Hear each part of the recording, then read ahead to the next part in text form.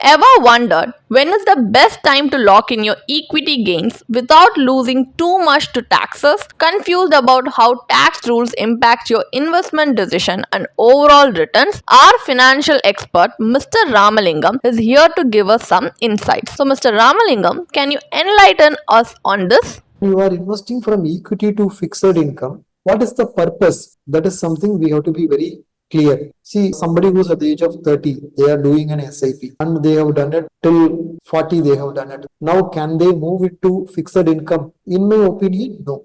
But somebody who's retiring by 50, then they have to shift their equity from fixed income in their 46th or 47th year itself. They have to start shifting their equity money to fixed income. When they are doing it also, they can do it in portions. They can take an year or 2 years to do that transfer from equity to debt. They can do it. Avoid tax in the moment, practically not possible, because when you are moving money from equity to debt, there will be 1.25 lakhs exemption only.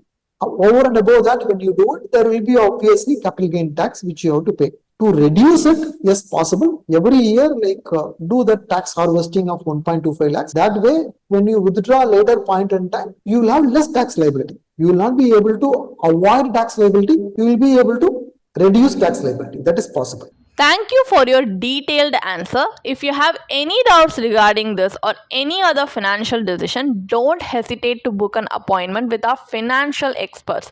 The link to the appointment is given in the description below. Also, would you like to know more about finance and investment? Then we would recommend you to attend our live webinar. Link to the webinar is given in the description below, and the webinar is absolutely free. So if you like this video, hit like, and if you're new to our channel, please do subscribe. Thanks for watching.